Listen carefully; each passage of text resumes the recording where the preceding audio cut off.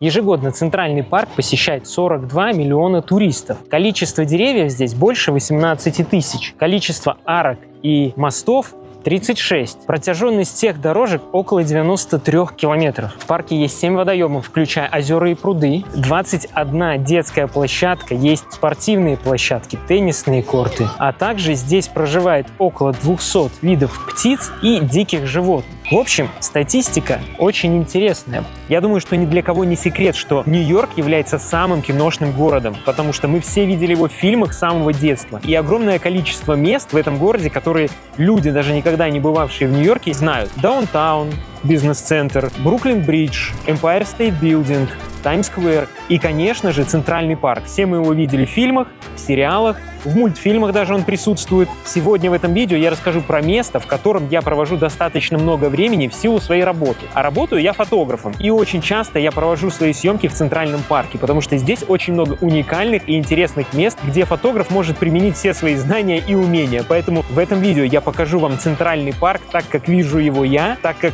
возможно, его не видят другие. Подписывайтесь, ставьте лайки и обязательно комментируйте, что вам нравится, что не нравится и зачем мне снимать сережки. Погнали! Центральный парк в Нью-Йорке, занимающий площадь около 341 гектара в центре Манхэттена, является одним из самых известных парков в мире. Его популярность во многом связана с развитием американского кинематографа. Вспомните хотя бы сцену из фильма «Один дома 2». Однако его история началась задолго до расцвета Голливуда. В 1853 году законодательное собрание штата Нью-Йорк приняло закон о создании Нью-Йоркского центрального парка, выделив для этого территорию в центре Манхэттена. В 1857 году был объявлен конкурс на лучший проект парка, который выиграли ландшафтные архитекторы Фредерик Лоу Олмстед и Калверт Вокс. Их проект, известный как Greensward Plan, предусматривал создание ландшафта, напоминающего сельскую местность, с лугами, лесами, водоемами и пешеходными дорожками. Строительство Центрального парка началось в 1858 году и продолжалось до 1873 года. Рабочие перемещали огромные массы земли,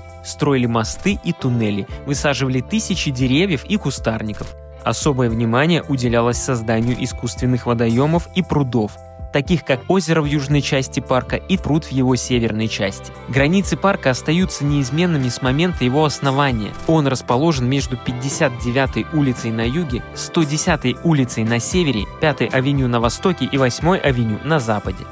Входов у Центрального парка много, со всех сторон есть. Это вот с 5-й авеню и 59-й улицы такой вход.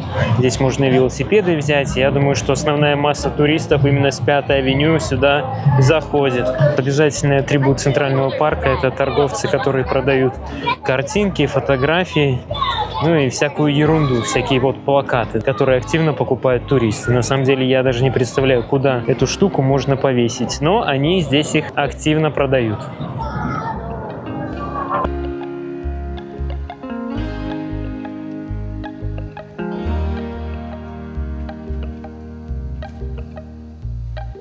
На входе в Центральном парке есть пруд, который так и называется пруд, или по-английски The Pond. Большое такое озеро, вот прямо на 59-й, наверное, улице здесь, да, сразу за которым начинаются небоскребы. И вид вот во время осени здесь на них вот просто замечательный. Мне очень нравится, как это все выглядит. Конечно же, здесь в начале парка огромное количество туристов, которые гуляют и наслаждаются всеми этими красотами. И так как сейчас конец осени и погода стоит чудесная, последние тепленькие дни, здесь очень много туристов. Сейчас я вам покажу одно место, которое туристы не очень хорошо знают, но мне оно очень нравится, потому что там можно посидеть в тишине. Это вот этот камень, и здесь есть такой маленький проход. Понятное дело, что туристов вокруг него очень много, в основном они залазят вот туда на камень и сидят там. А вот здесь вот есть маленький такой проходик, и вот здесь такое уединение. Вот можно сидеть и наслаждаться красотой. Обычно здесь никого нет, но вот сегодня сидят ребятки. А так, видите, красиво как. Вечером, когда никого нету в парке, здесь прям замечательно. Вот здесь на камушке можно посидеть снизу. Листики красиво плавают в воде. Так что делюсь своим секретным спотом. И иногда здесь я, конечно же, делаю фотографии персональные.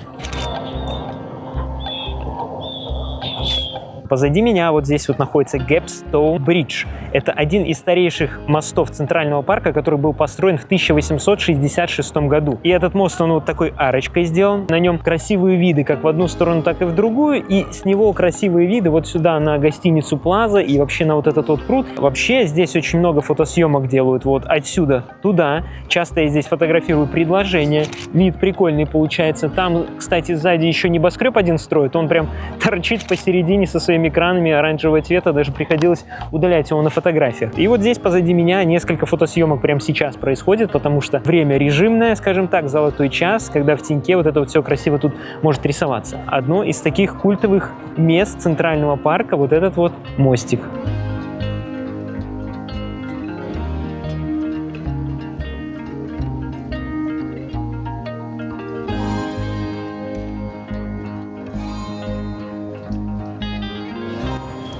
А вот здесь вот пару мест, в которых можно делать прикольные фотографии. Камушки, вот здесь вот этот порог, и получается город вот так вот сзади прикольно возвышается над водичкой, вот здесь вот может стоять пара. И вот как только начинаешь снимать, сразу толпы туристов следом тоже начинают фотографировать виды.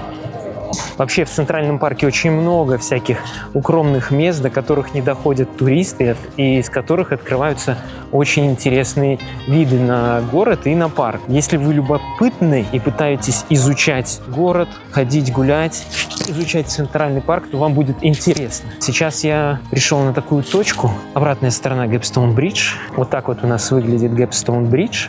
Сейчас вода обмельчала здесь, потому что уже давно нету дождей. Вот, поэтому можно здесь подойти к нему поближе и посмотреть, как он выглядит вблизи. Ну и также вот там с обратной стороны тоже можно подойти. В общем, все это интересно, но мы идем дальше.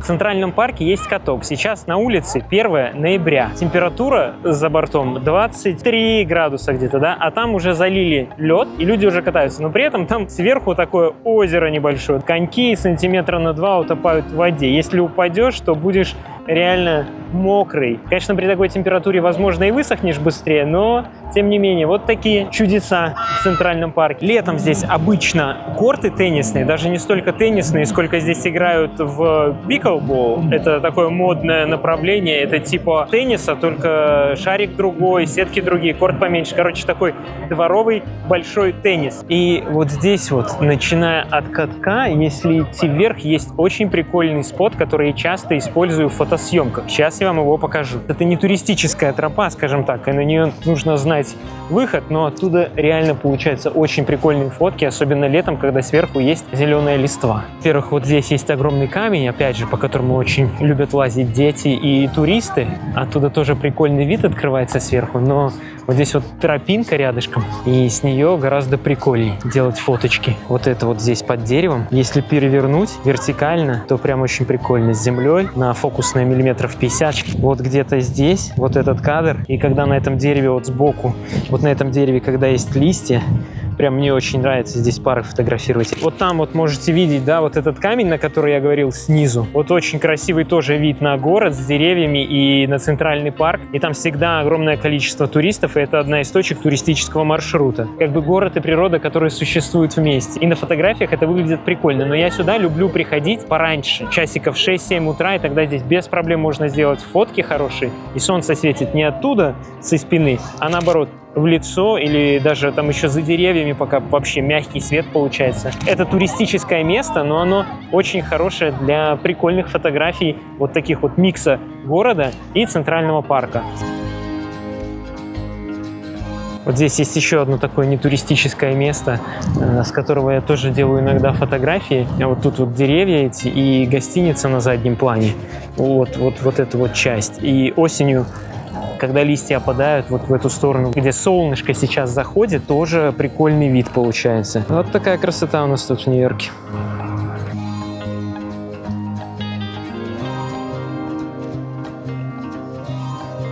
Тут есть такие лавки в Центральном парке, где можно купить еду, и мороженое здесь стоит как минимум $5. плюс и еще благодарят за тип. Такое мороженое в обычном магазине будет стоить порядка $2. Поэтому, если вы хотите прийти в Центральный парк, то подумайте, что вам купить заранее. Мороженое, хот-дог или бутылочку воды. Потому что здесь бутылка воды стоит $3 маленькая, $4 большая. Заранее ее можно купить за 1,5.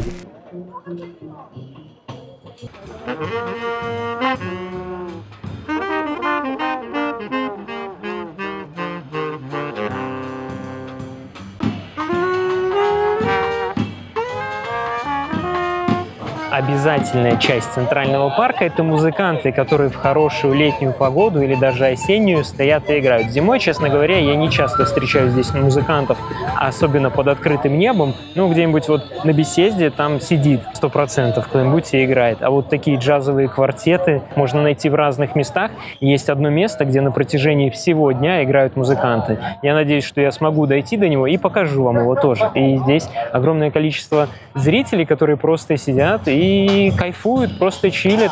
А подписаться и послушать их творчество вы можете по ссылкам, которые видите на экране. И сейчас мы плавно переходим с одной части Центрального парка, наверное, вот такой самый нижний, немножко повыше, уже в район 70-х улиц куда-то. И здесь такая главная аллея есть, которая ведет к Бесезде, Bethesda Terrace, к фонтану и к другому озеру. Называется The Lake, то есть The озеро, просто озеро. Там у нас был пруд, а там у нас озеро. В общем, мы по этой центральной аллее идем к озеру. Здесь тоже часто делаю фотосъемки пар, обычно утром, когда нет такого большого количества людей. И здесь прикольно делать фотографии на 200 миллиметров, на 85, на 100. И деревья вот эти вот, они как бы вокруг получается вот так вот раз. И типа прикольная фоточка. Мне очень нравится делать фотографии осенью, потому что все такое желтенькое, мягенькое, красивое. Здесь в Центральном парке очень много памятников стоит, самых разнообразных. Сейчас я вам покажу один памятник, называется «Пионеры женских прав», как-то так. О них обычно читают на уроках английского языка 8 марта. Я тоже про них читал накануне 8 марта. Вот эти легендарные женщины, которые боролись за права женщин в США. И здесь вот есть информация, можно постоять, почитать. Но мы пойдем дальше.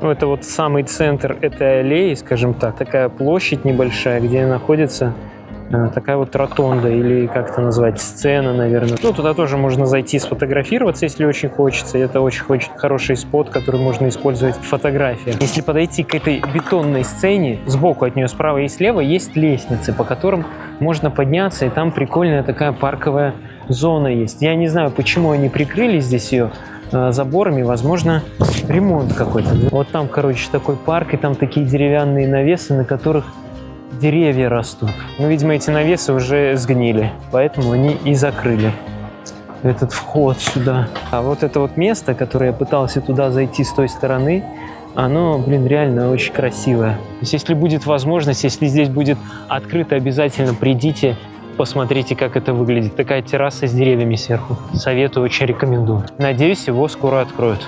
Первый раз в Центральном парке я побывал в 2014 году, когда я первый раз приехал в Нью-Йорк. И жил я тогда в районе 108 улицы. Это вот туда вот вверх. Когда я только вошел в Центральный парк, я увидел его совершенно с другой стороны. Это было не туристическое место, это был просто парк, и тогда был снег. И я шел, и я не понимал, блин, а что так пустынно, а где все люди? Это было еще вечером, и я через Центральный парк шел в сторону 59-й улицы. То есть прогулка была минут на 40, наверное, даже больше. Ближе уже к центральной части я уже начал понимать, что вау. Было прикольно, что зимой здесь очень много людей. Люди бежали, гуляли с собаками. В первый приезд я даже не думал, чем этот парк может отличаться от минских парков. Сейчас я могу сказать, что, наверное, это точно такой же парк, как и в Беларуси будет. Особо-то он ничем не отличается, кроме своих размеров, потому что, ну, это реально огромный парк в центре города.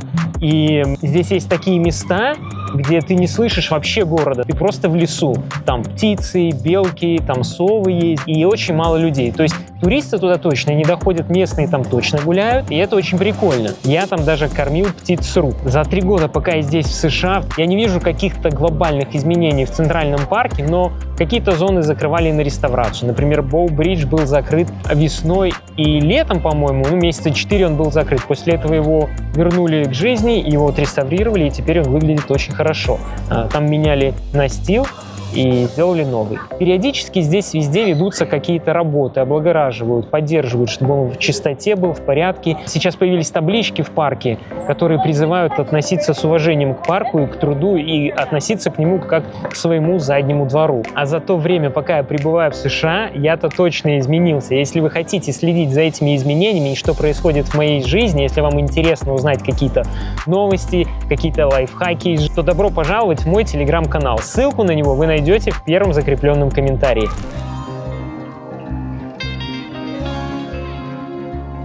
Ну что, на связи Bethesda Terrace. Bethesda. Я даже не знаю, как правильно произнести звук с Bethesda. Bethesda. Bethesda Fontaine, Bethesda Terrace.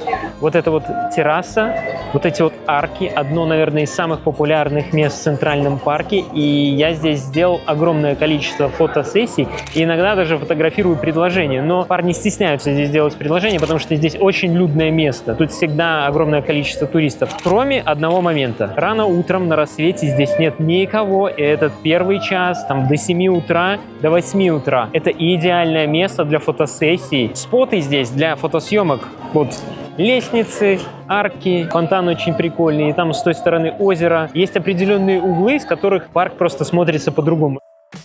Строительство Bethesda Fontaine Terrace началось в 1863 году и завершилось в 1864 году. Терраса была задумана как центральное место для отдыха и встреч в парке. Она состоит из 2 уровней, соединенных широкими лестницами, и украшена красивой арочной конструкцией с резными деталями. Bethesda Fontaine расположен в центре террасы.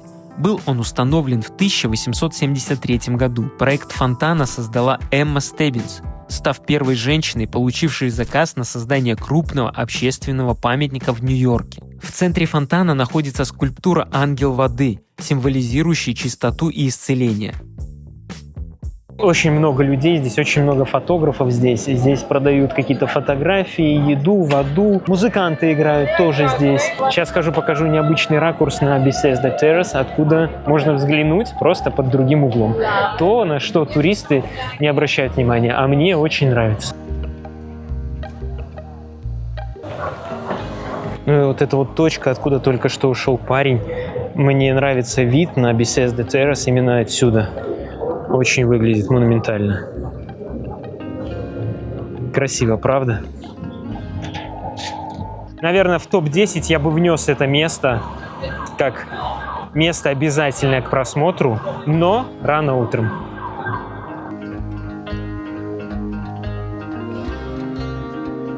Вот это вот так называемое The Lake, это вот одно из мест таких прикольный интерактив для туристов. Я вам очень рекомендую поплавать здесь на лодке, потому что на центральный парк и на город, на какие-то виды нестандартные вы взглянете, посмотрите совершенно с другой стороны. И вот там вот на той стороне, видите, есть мысок такой вот за этой лодкой.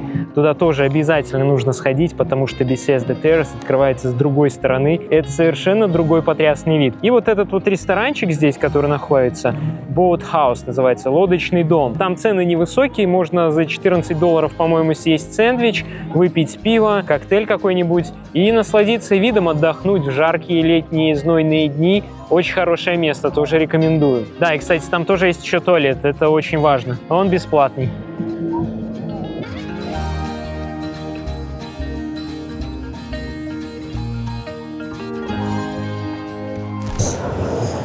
Еще одно место хочу показать возле Центрального парка. Вот этот дом, в котором жил Джон Леннон. Играл в группе Beatles и придумал очень много разных песен. Дом такой элитный, на нем не разрешили повесить табличку о том, что жил Джон Леннон. Жильцы дома, они как бы не хотят, чтобы какие-то таблички испортили вид этого здания. Но в Центральном парке решили эту проблему. Вот здесь вот рядышком на входе в Центральном парке продают всякие магнитики. Видите, вот здесь вот картинка Imagine. Вот здесь вот этот дом. Фоточки, картинки. Все это связано с Джоном Ленноном. И здесь такая маленькая площадь, на которой такой кружочек есть. И на нем написано Imagine. И сюда приходят туристы, которые фотографируются.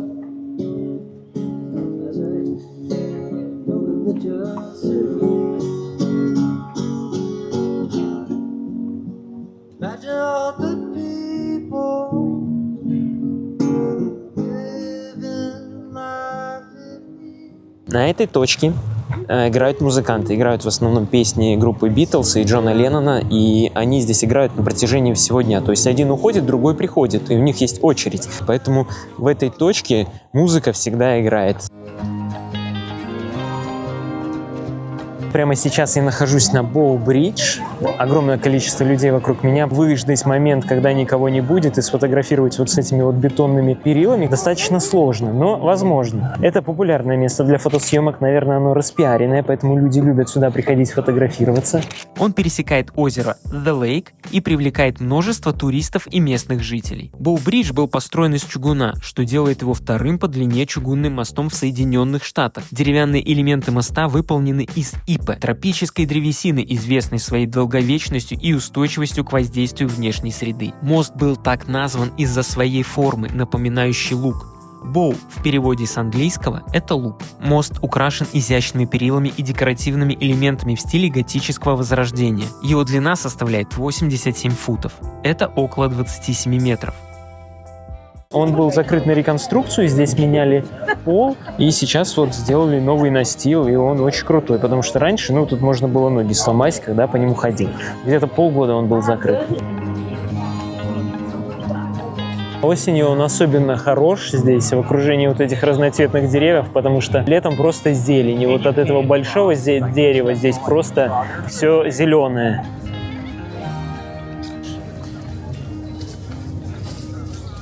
Я делаю здесь огромное количество фотосъемок. Вот завтра, суббота, и у меня будет 2 фотосъемки здесь утром и вечером. На прошлой неделе, в субботу, у меня было 3 фотосъемки здесь. И вот сейчас мы гуляем, здесь огромное количество фотографов, потому что это очень комфортное место, и здесь можно сделать фотографии как на природе, так и с какими-то элементами. То есть и зелень может быть, и желтизна может быть, и архитектуру какую-то можно вписать. Мне нравится делать здесь фотосессии, например, начинать с Bethesda Terrace и идти туда на улице и делать на 60-й, 62-й на 72-й улице фотосъемку, и получается я комбинирую тогда и парк, и город, вот, и это очень прикольно. Красоты Центрального парка на этом не заканчиваются, и сейчас мы переходим к замку Бельведер.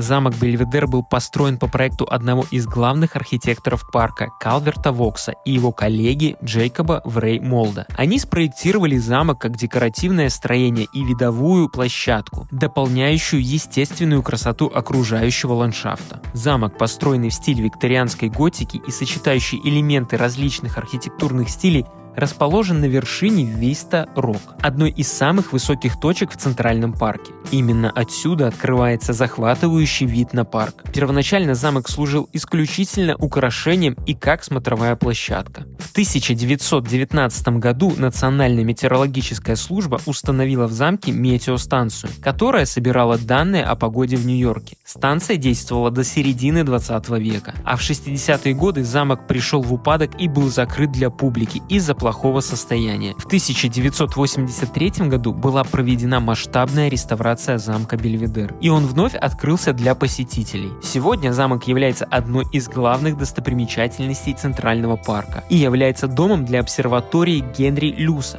где можно получить информацию о природе и экологии парка, а также посетить интерактивные экспозиции для детей и взрослых. Но мне, к сожалению, это сделать не удалось. Я иногда здесь фотографирую съемки различные. В основном это пары, либо свадебные церемонии, потому что рядом здесь есть Шекспир Гарден, в котором можно красиво сделать церемонию, да, и потом здесь можно поснимать вот на фоне замка. В основном вечером на закате солнца здесь хорошо. Днем, когда много туристов, не прикольно, рано утром тоже замечательно. А дальше мы сейчас направляемся в Шекспир Гарден. Там я часто снимаю церемонии свадебные, иногда пары тоже снимаем, там есть лавочки, где можно посидеть и можно красиво снять. Вот здесь между Шекспир Гарден и Бельведер есть такой газончик, я тут иногда зайчиков фоткаю, они просто бегают маленькие, прикольные, да, потому что в Центральном парке очень много животных, здесь есть и еноты, и опоссумы, и крысы, и белки, и зайчики. Скунсы тоже, скорее всего, есть, но я ни разу не видел.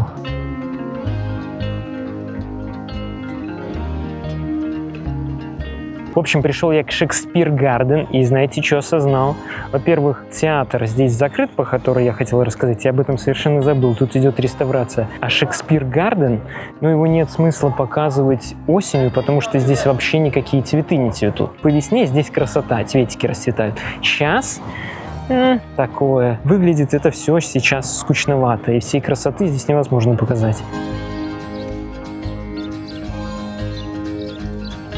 С другой стороны, здесь есть вот такой мостик со ступеньками. Тоже выглядит красиво. И иногда можно сделать фотосъемки вот напротив него, либо ребят можно пофотографировать спускающихся здесь по лестнице. Выглядит замечательно. И здесь снизу вот деревянный дом. Ну а сейчас я хочу показать вам еще одно место. Оно не супер популярное среди туристов. Называется Ladies Pavilion. Там есть прикольный островок такой с камнями. Там в основном тусуются местные. Иногда туда доходят туристы. Рекомендую. Сейчас я по карте гляну, как мне туда лучше дойти. Наверное, с этой стороны островок и туда.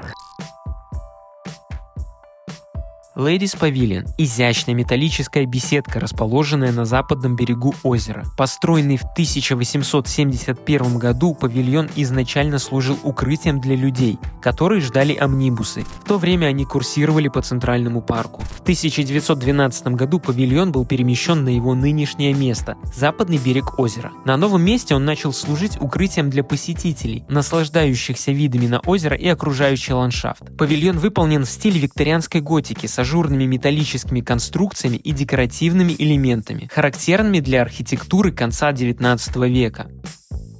На самом деле внутри я не очень люблю фотографировать в ней, потому что здесь темновато. Вечером, может быть, еще куда ни шло. Днем, когда яркое солнце, просто выбитое небо, я здесь фотографировал пару церемоний. И так людей еще один раз, наверное. Но внутри мне не очень нравится, как это все происходит. Но я в начале видео обещал, что покажу какие-то необычные места, о которых немногие знают. Наверное, вот это одно из тех мест, о которых не все знают. Если туристы сюда приходят, то они проходят вот возле этого павильона, проходят сюда по кругу и уходят. Но если спуститься вниз за камень, здесь тоже есть маршрут. Здесь, в принципе, большое количество людей тоже иногда чилит, но в основном тут студенты, либо местные люди, которые знают про эти места немножко больше и знают, что тут можно посидеть, почилить на солнышке.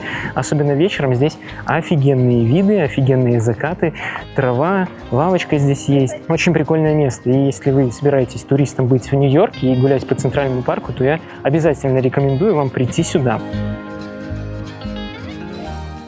Ежегодно Центральный парк посещает 42 миллиона туристов. Количество деревьев здесь больше 18 тысяч. Количество арок и мостов 36. Протяженность всех дорожек около 93 километров. Представляете, это пешком можно дойти от Минска до Борисова, если прогуляться по всем дорожкам в Центральном парке. В парке есть 7 водоемов, включая озера и пруды, 21 детская площадка, есть спортивные площадки, теннисные корты, есть каток сейчас, сезонно, который залили, а также здесь проживает около 200 видов птиц и диких животных. В общем, статистика очень интересная. Парк огромный, и весь я его не уверен, что смогу показать. Я дошел только вот до середины и обхожу вот здесь бейсбольные поля, это где-то район 80-й улицы.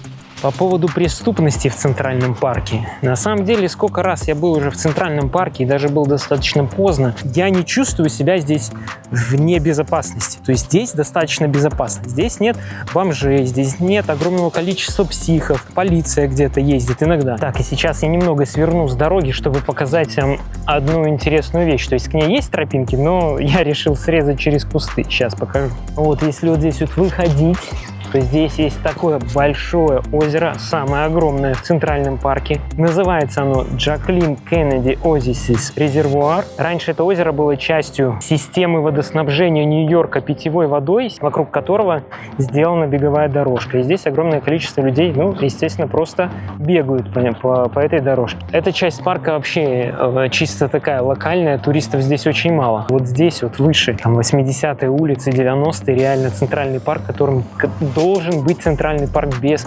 огромного количества туристов и зевак. Хотя здесь в Центральном парке лавок и немного, но в этой части их огромное количество. И что самое важное, здесь не запрещают сидеть на траве и ходить по траве. Я помню, в Беларуси, если ты ложишься или садишься на траву, то обязательно может подойти к тебе какой-нибудь милиционер и сказать: тут нельзя сидеть. Кроме того, что листья, еще и ландшафт постоянно изгибается, еще много больших деревьев здесь есть. И разнообразных деревьев, от хвойных до лиственных. И лиственные вот уже опадают, а зеленые до сих пор еще зеленые елочки. Дорожки, камни торчат, зеленая трава. Красиво, правда? подведем итог.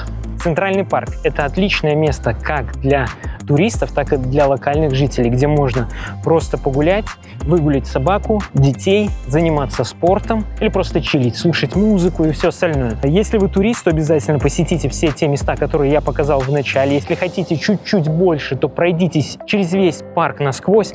Это займет 2,5 часа где-то, но вы увидите абсолютно другой парк, не такой, не чисто туристический. Это очень интересно. Я считаю, что вот эти вот локальные штуки – это самое интересное в туристических поездках. Также Центральный парк является убежищем или пристанищем для огромного количества птиц и животных, что очень важно для города и для городской среды. И вообще, обилие парков в городе – это всегда хорошо. Приезжайте к нам в Нью-Йорк, смотрите Центральный парк, а также подписывайтесь на канал, ставьте лайки, пишите в комментариях, что понравилось видео, что не понравилось. Если есть какие-то предложения, welcome в Direct. Остаемся на связи и увидимся в новых видео. Пока!